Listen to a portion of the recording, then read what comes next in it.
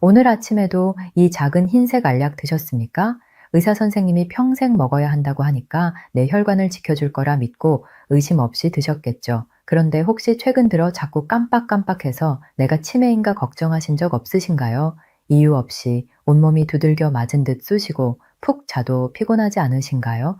놀랍게도 여러분이 겪는 그 증상, 나이 탓이 아닐 수 있습니다. 바로 여러분이 매일 꼬박꼬박 챙겨 먹는 고지혈증 약 스타틴 때문일 수 있습니다. 병원에서는 절대 말해주지 않습니다. 3분 진료 보기도 바쁜데 약이 우리 몸의 에너지 공장을 멈추게 하고 멀쩡한 사람을 당뇨 환자로 만들 수도 있다는 복잡한 얘기를 누가 해주겠습니까? 그저 수치 떨어졌네요. 잘하셨습니다. 라는 칭찬 뒤에 내 몸이 서서히 시들어가고 있는 줄도 모르고 말이죠. 오늘 영상은 조금 불편할 수도 있습니다. 하지만 이 영상을 끝까지 보신다면 콜레스테롤이 내 몸의 적이 아니라 나를 살리려던 소방관이었다는 충격적인 진실을 알게 되실 겁니다. 그리고 약 없이도 혈관을 청소하는 진짜 방법이 무엇인지, 내 몸을 지키는 주권이 누구에게 있는지 깨닫게 되실 겁니다. 지금 먹고 있는 그 약 계속 먹어야 할지 말아야 할지 오늘 영상으로 직접 판단해 보십시오.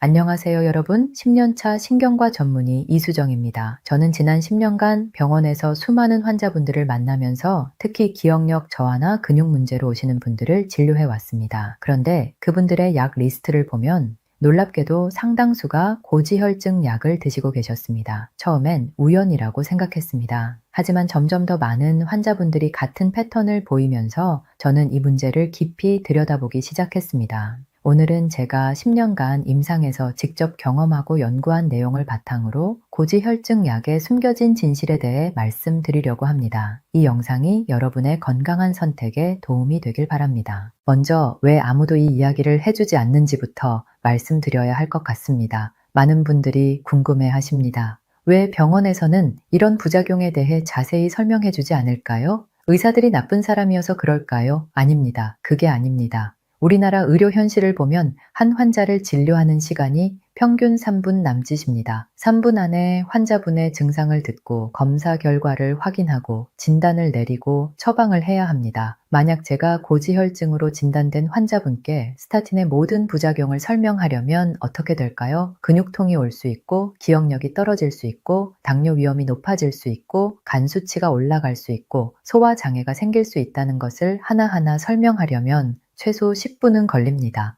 하지만 현실은 그렇지 못합니다. 대부분의 의사들은 이 약 드시면 콜레스테롤 수치가 떨어집니다 라고 말하고 처방전을 내밀 수밖에 없습니다. 시스템이 그렇게 만들어져 있기 때문입니다. 그래서 환자분들은 이 약이 내 몸에서 정확히 무슨 일을 하는지, 어떤 부작용이 있는지 제대로 모른 채 수년, 수십 년을 복용하게 됩니다. 여기에 더해서 가이드라인의 문제도 있습니다.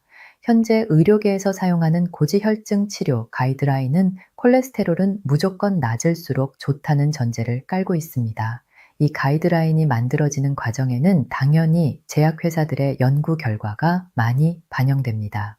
제약회사 입장에서는 더 많은 사람들이 더 오래 약을 먹어야 이익이 됩니다. 그러다 보니 환자의 알 권리와 선택권이 뒤로 밀려나고 기계적인 처방이 이루어지는 겁니다. 그렇다면 이 약이 우리 몸에서 정확히 어떤 일을 벌이는지 알아볼까요? 스타틴이라는 약은 단순히 콜레스테롤만 낮추는 게 아닙니다. 이 약 하나가 우리 몸에 들어가면 마치 도미노처럼 여러 가지 문제들이 연쇄적으로 일어납니다. 먼저 뇌에서 일어나는 일부터 보겠습니다. 많은 분들이 모르시는데 콜레스테롤은 우리 뇌세포를 만드는 핵심 재료입니다. 뇌는 우리 몸 전체 무게의 2%밖에 안 되지만 전체 콜레스테롤의 25%가 뇌에 있습니다. 왜 그럴까요? 뇌세포를 감싸고 있는 막 뇌세포들이 서로 신호를 주고받는 연결 부위, 이 모든 곳에 콜레스테롤이 필요하기 때문입니다. 그런데 스타틴이 들어오면 이 콜레스테롤 생산이 억지로 막힙니다. 그러면 어떻게 될까요? 뇌세포들이 제대로 된 재료를 공급받지 못하니까 기능이 떨어집니다. 기억력이 감퇴하고 집중력이 떨어지고 멍한 느낌이 듭니다. 실제로 스타틴을 복용하시는 많은 분들이 요즘 들어 자꾸 깜빡거려요. 단어가 생각이 안 나요 라고 호소하십니다. 치매 초기 증상과 비슷해서 많이 걱정하시는데 약을 끊으면 증상이 좋아지는 경우가 많습니다. 다음은 근육입니다. 스타틴의 가장 흔한 부작용 중 하나가 바로 근육통입니다. 여기서 중요한 건 우리 심장도 근육이라는 사실입니다. 스타틴을 먹으면 온몸의 근육에서 통증과 무력감이 나타날 수 있습니다. 계단 오르기가 힘들어지고 병뚜껑을 여는 것조차 힘들어집니다. 심한 경우에는 근육이 녹아내리는 횡문근융해증이라는 무서운 부작용도 생길 수 있습니다. 그런데 더 걱정스러운 건 심장 근육입니다. 혈관을 지키려고 먹는 약인데 정작 심장 근육이 약해질 수 있다는 게 아이러니하지 않습니까? 실제로 일부 연구에서는 스타틴이 심장 근육의 기능을 약화시킬 수 있다는 결과가 나오기도 했습니다. 그리고 가장 충격적인 건 혈당 문제입니다. 많은 연구에서 스타틴을 복용하면 당뇨병 발생 위험이 높아진다는 결과가 나왔습니다. 특히 여성에서 더 두드러집니다. 생각해 보세요. 혈관을 지키려고 약을 먹었는데 당뇨병에 걸리면 오히려 혈관이 더 망가집니다. 당뇨는 혈관 질환의 가장 큰 위험 요인 중 하나니까요. 이건 마치 빈대 잡으려다 초가삼간 태우는 격입니다. 왜 이런 일이 벌어질까요? 여기서 스타틴의 작용 원리를 이해해야 합니다. 조금 복잡할 수 있지만 최대한 쉽게 설명해 드리겠습니다. 우리 간에서는 콜레스테롤이 만들어지는 공장이 있습니다. 이 공장에는 여러 단계의 생산 라인이 있는데 스타틴은 이 생산 라인의 맨 앞쪽을 막아버립니다. 마치 강에 댐을 쌓는 것과 같습니다. 댐을 쌓으면 물이 아래로 흐르지 못하죠. 스타틴도 마찬가지입니다. 콜레스테롤이 만들어지는 것을 막습니다. 그런데 문제가 뭐냐면 이 생산 라인에서는 콜레스테롤만 만들어지는 게 아니라는 겁니다. 코큐텐이라는 아주 중요한 물질도 같이 만들어집니다. 코큐텐은 우리 세포의 배터리 같은 역할을 합니다. 세포 안에 있는 미토콘드리아라는 에너지 공장에서 에너지를 만들 때 꼭 필요한 물질이 바로 코큐텐입니다. 스타틴이 생산 라인을 막으면 콜레스테롤뿐만 아니라 코큐텐도 같이 안 만들어집니다. 그러면 우리 세포들은 배터리가 방전된 상태가 됩니다. 에너지를 제대로 만들지 못하니까 온갖 증상이 나타납니다. 만성 피로, 근육통, 무기력함, 이 모든 게 세포의 에너지 부족 때문입니다. 특히 심장 근육처럼 많은 에너지가 필요한 곳에서 이 문제가 심각합니다. 심장은 쉬지 않고 뛰어야 하니까 엄청난 양의 에너지가 필요합니다. 그런데 코큐텐이 부족하면 심장이 제대로 된 에너지를 공급받지 못합니다. 이게 바로 스타틴을 먹으면서 오히려 심장 기능이 나빠질 수 있는 이유입니다. 실제로 제가 진료실에서 만난 환자분 중에 이런 분이 계셨습니다. 65세 남성 환자분이셨는데 건강검진에서 콜레스테롤 수치가 높게 나와서 스타틴을 처방받으셨습니다. 처음 몇 달은 괜찮았습니다. 수치도 잘 떨어졌고 의사 선생님도 잘하고 있다고 칭찬하셨죠. 그런데 6개월쯤 지나면서 이상한 증상들이 나타나기 시작했습니다. 아침에 일어나면 온몸이 뻐근하고 계단을 오르면 숨이 차고 예전에는 아무렇지 않게 하던 산책도 힘들어졌습니다. 처음엔 나이가 들어서 그런가 보다 하고 넘어갔습니다. 그런데 점점 더 심해지면서 걱정이 되어 병원을 찾으셨고 여러 검사를 했지만 특별한 이상이 없다는 말만 들었습니다. 다행히 이분은 인터넷에서 스타틴 부작용에 대한 글을 읽고 담당 의사 선생님께 여쭤봤습니다. 혹시 제가 먹는 콜레스테롤 약 때문에 이런 증상이 생기는 건 아닐까요? 담당 의사 선생님은 그럴 수도 있다고 하시면서 약을 일시적으로 중단해보자고 하셨습니다. 놀랍게도 약을 끊고 2주 정도 지나니까 증상이 많이 좋아졌습니다. 근육통도 줄어들고 기력도 회복되었습니다. 이분의 경우는 운이 좋았던 케이스입니다. 본인이 의심을 하고 의사에게 물어봤고 의사도 현명하게 약을 중단해봐서 문제를 찾아낸 거죠. 하지만 대부분의 환자분들은 이런 증상이 나타나도 약 때문이라고 생각하지 못합니다. 그냥 나이가 들어서 그런가 보다, 운동이 부족해서 그런가 보다 하고 넘어갑니다. 그럼 여기서 한 가지 의문이 듭니다. 콜레스테롤이 정말 그렇게 나쁜 걸까요? 우리는 지금까지 콜레스테롤이 혈관을 막는 나쁜 물질이라고 배워왔습니다. 특히 나쁜 콜레스테롤이라고 불리는 점일도 지단백 콜레스테롤은 무조건 낮춰야 한다고 들었습니다. 하지만 과연 그게 진실일까요? 여기서 아주 중요한 관점의 전환이 필요합니다. 콜레스테롤은 나쁜 놈이 아닙니다. 오히려 우리 몸을 지키려는 소방관 같은 존재입니다. 이게 무슨 말이냐면 혈관에 염증이 생기고 손상이 일어나면 우리 몸은 이걸 치료하려고 합니다. 그때 동원되는 게 바로 콜레스테롤입니다. 생각해 보세요. 집에 불이 났을 때 소방관들이 달려옵니다. 그런데 불이 난 집 주변에 항상 소방관들이 있다고 해서 소방관이 불을 낸 범인일까요? 아니죠. 소방관은 불을 끌어온 거지 불을 낸 게 아닙니다. 마찬가지로 혈관에 문제가 생겨서 콜레스테롤이 그곳으로 몰려간 건데 현대의학은 콜레스테롤을 범인으로 몰아서 없애버리려고 합니다. 진짜 범인은 따로 있습니다. 바로 혈관의 염증입니다. 이 염증은 어디서 올까요? 여러 가지 원인이 있습니다. 과도한 당분 섭취, 만성 스트레스, 수면 부족, 흡연, 운동 부족, 가공식품, 환경 독소 등등 현대인의 생활 습관 전반이 문제입니다. 이런 것들이 우리 혈관의 염증을 일으킵니다. 혈관벽이 손상되고 염증이 생기면 우리 몸은 이걸 고치려고 콜레스테롤을 보냅니다. 그런데 문제는 뭐냐면 이 과정에서 활성산소라는 물질이 콜레스테롤을 공격합니다. 그러면 콜레스테롤이 산화됩니다. 이 산화된 콜레스테롤이 진짜 문제입니다. 정상적인 콜레스테롤은 사실 우리 몸에 꼭 필요한 물질입니다. 모든 세포막을 만들고 호르몬을 만들고 비타민 D를 만드는 데 필요합니다. 특히 남성 호르몬과 여성 호르몬을 만드는 원료가 바로 콜레스테롤입니다. 그래서 콜레스테롤을 너무 낮추면 호르몬 문제가 생길 수 있습니다. 여기서 또 하나 알아야 할 중요한 사실이 있습니다. 콜레스테롤 수치와 사망률의 관계를 보면 아주 흥미로운 패턴이 나타납니다. 여러 연구들을 종합해보면 총 콜레스테롤이 너무 낮아도 너무 높아도 사망률이 올라갑니다. 마치 U자 모양을 그립니다. 그러니까 적정 수준이 있다는 겁니다.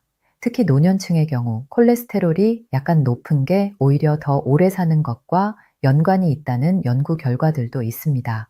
왜 그럴까요? 콜레스테롤은 우리 면역 기능에도 중요한 역할을 하기 때문입니다. 콜레스테롤이 너무 낮으면 감염에 취약해지고 암 위험도 올라갈 수 있습니다. 그런데 현재 의료 가이드라인은 콜레스테롤을 무조건 낮게 유지하라고 합니다. 저밀도 지단백은 100 이하로, 심지어 70 이하로 낮추라는 가이드라인도 있습니다. 과연 이게 맞는 걸까요? 약으로 억지로 수치를 낮춰서 오히려 건강을 해치는 건 아닐까요? 실제로 스타틴의 효과에 대해서도 다시 생각해 봐야 할 부분이 많습니다. 제약회사들은 스타틴이 심장병 위험을 36%나 줄여준다고 광고합니다. 36%면 대단한 효과처럼 들리죠? 하지만 여기에 통계의 마술이 숨어 있습니다. 이 36%는 상대 위험도입니다. 절대 위험도로 따지면 이야기가 달라집니다. 예를 들어 볼까요?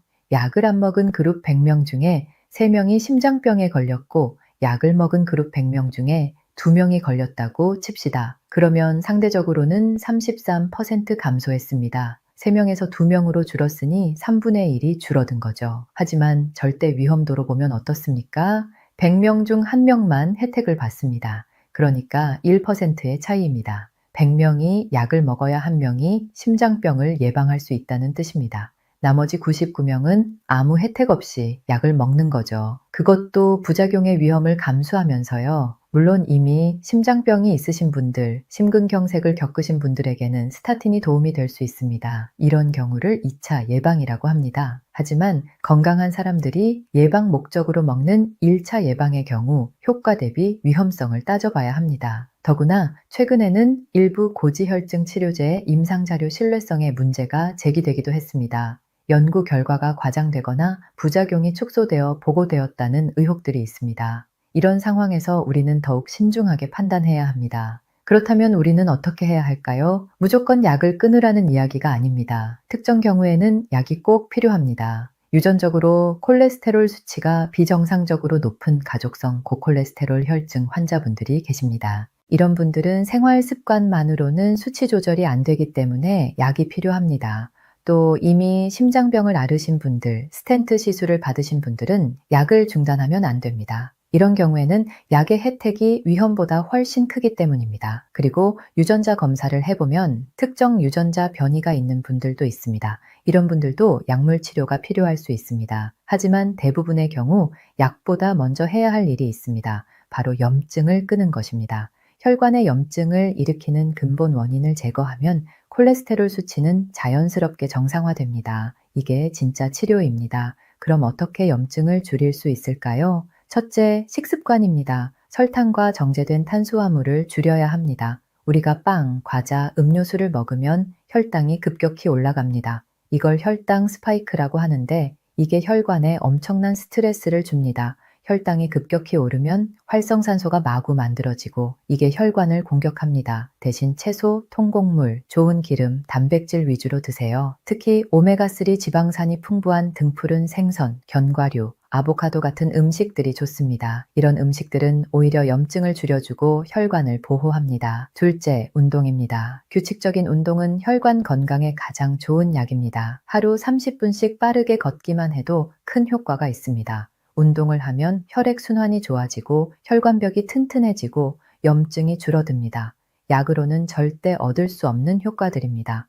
셋째, 수면입니다. 잠을 제대로 자지 못하면 우리 몸의 염증 수치가 올라갑니다. 하루 7시간에서 8시간 정도의 충분한 수면이 필요합니다. 잠을 자는 동안 우리 몸은 손상된 세포를 복구하고 염증을 제거합니다. 넷째, 스트레스 관리입니다. 만성 스트레스는 혈관에 직접적인 손상을 줍니다. 스트레스 호르몬인 코르티솔이 계속 높으면 혈관이 수축하고 염증이 증가합니다. 명상, 요가, 심호흡, 취미활동 등을 통해 스트레스를 관리해야 합니다. 다섯째, 환경 독소를 피하는 것입니다. 우리 주변에는 생각보다 많은 독소들이 있습니다. 플라스틱 용기, 살충제, 중금속, 미세먼지 등이 혈관 염증을 일으킵니다. 가능한 한 유기농 식품을 선택하고 플라스틱 대신 유리 용기를 사용하고 공기청정기를 사용하는 것도 도움이 됩니다. 이런 생활 습관 개선만으로도 많은 분들이 콜레스테롤 수치가 좋아집니다. 실제로 제가 진료실에서 만난 많은 환자분들이 약 없이도 수치를 조절하셨습니다. 물론 시간이 좀 걸립니다. 약처럼 당장 수치가 확 떨어지지는 않습니다. 하지만 이게 진짜 치료입니다. 증상만 가리는 게 아니라 원인을 해결하는 거니까요. 그리고 만약 약을 드시고 계신다면 절대로 임의로 끊으시면 안 됩니다. 반드시 담당 의사 선생님과 상의하세요. 특히 이미 심혈관 질환이 있으신 분들은 약을 갑자기 끊으면 위험할 수 있습니다. 대신 의사 선생님께 이런 질문들을 해보세요. 제 경우에 약이 꼭 필요한가요? 생활 습관 개선만으로는 안 되나요? 이 약의 부작용은 무엇인가요?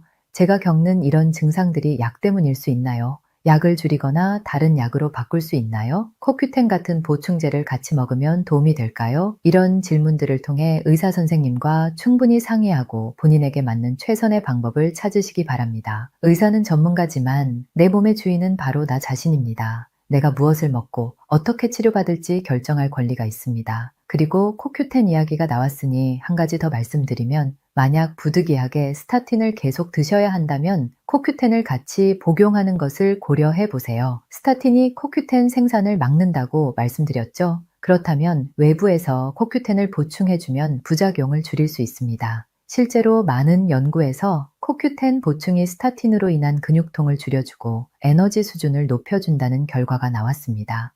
하루 100mg에서 200mg 정도의 코큐텐을 복용하면 도움이 됩니다. 물론 이것도 의사 선생님과 상의하신 후에 결정하세요. 마지막으로 정말 중요한 말씀을 드리고 싶습니다. 건강은 숫자가 아닙니다. 콜레스테롤 수치 하나에 집착해서 약을 평생 먹는 것보다 전반적인 건강 상태를 보는 게 중요합니다. 수치는 좋아졌는데 매일 피곤하고 근육이 아프고 기억력이 떨어진다면 그게 진짜 건강일까요? 우리 몸은 하나의 거대한 시스템입니다. 한 곳만 좋게 만들려다가 다른 곳이 망가지면 안 됩니다. 전체를 봐야 합니다. 혈관 건강도 중요하지만 뇌 건강, 근육 건강, 대사 건강도 모두 중요합니다. 이 모든 것이 균형을 이루어야 진짜 건강입니다. 그리고 제일 중요한 건 내 몸의 신호를 듣는 것입니다. 의사가 수치가 좋다고 해도 내 몸이 이상하다고 느껴진다면 그건 진지하게 받아들여야 합니다. 내 몸은 거짓말하지 않습니다. 피곤하고 아프고 불편하다면 그건 내 몸이 보내는 경고 신호입니다. 물론 오늘 제가 말씀드린 내용이 모든 분들에게 해당되는 건 아닙니다. 의학은 개인차가 큽니다. 어떤 분에게는 약이 꼭 필요하고 어떤 분에게는 생활 습관만으로도 충분합니다. 중요한 건 본인의 상황을 정확히 파악하고 의사와 충분히 상의해서 현명한 선택을 하는 것입니다. 오늘 영상이 불편하셨을 수도 있습니다. 혹시 지금 고지혈증 약을 드시고 계신 분들은 걱정이 되실 수도 있습니다. 하지만 겁을 주려고 이 영상을 만든 게 아닙니다. 오히려 여러분이 더 현명한 선택을 하실 수 있도록 정보를 드리고 싶었습니다. 약은 도구일 뿐입니다. 때로는 꼭 필요한 도구이지만 만능은 아닙니다. 내 건강을 지키는 진짜 열쇠는 바로 나 자신의 손에 있습니다. 무엇을 먹고 어떻게 움직이고 어떻게 생활하는지 이 모든 선택이 쌓여서 내 건강을 만듭니다. 오늘부터라도 작은 변화를 시작해 보세요. 설탕 섭취를 줄이고 매일 30분씩 걷고 푹 자고 스트레스를 줄이는 것부터요. 그리고 담당 의사 선생님께 오늘 말씀드린 내용들을 여쭤보세요. 제 증상들이 약 때문일 수 있나요? 약을 줄일 수 있는 방법은 없나요? 의사와 환자가 함께 고민하고 대화할 때 가장 좋은 치료가 나옵니다. 일방적으로 약만 먹으라고 하는 게 아니라 왜 이 약이 필요한지, 어떤 부작용이 있는지, 다른 방법은 없는지 충분히 설명 듣고 이해한 후에 선택하는 것, 그게 진짜 치료입니다. 여러분은 여러분 건강의 주인입니다. 의사는 조언자이고 도우미입니다. 최종 결정은 여러분이 하는 겁니다. 그 결정을 현명하게 하기 위해서는 올바른 정보가 필요합니다. 오늘 영상이 그런 정보를 드리는데 조금이나마 도움이 되었길 바랍니다. 건강한 혈관은 약으로 만드는 게 아닙니다. 건강한 생활 습관으로 만드는 겁니다. 염증을 줄이고 몸을 움직이고 잘 먹고 잘 자고 스트레스를 줄이는 것, 이게 진짜 혈관 건강의 비결입니다. 수치에 집착하지 마시고 내 몸 전체의 건강을 봐주세요. 이 영상이 도움이 되셨다면 주변에 고지혈증 약을 드시는 분들이 계시다면 꼭 공유해 주세요. 많은 분들이 이 정보를 알아야 합니다. 그리고 댓글로 여러분의 경험을 나눠주세요. 고지혈증 약을 드시면서 겪으셨던 증상, 생활 습관 개선으로 좋아진 경험 등 여러분의 이야기가 다른 분들에게 큰 도움이 됩니다. 건강은 선택입니다. 매일매일의 작은 선택들이 모여서 10년 후, 20년 후에 내 건강을 만듭니다. 오늘 이 순간부터 나를 위한 현명한 선택을 시작하세요. 여러분의 건강한 미래를 응원합니다. 마지막으로 꼭 말씀드려야 할 것이 있습니다. 오늘 영상의 내용은 교육 목적으로 제작되었습니다. 개인의 건강 상태와 필요한 치료는 모두 다릅니다. 절대로 임의로 약을 중단하거나 변경하지 마시고 반드시 담당 의사 선생님과 상담하신 후 결정하시기 바랍니다. 특히 이미 심혈관 질환을 앓고 계신 분들은 더욱 신중해야 합니다. 오늘도 건강한 하루 보내세요. 감사합니다.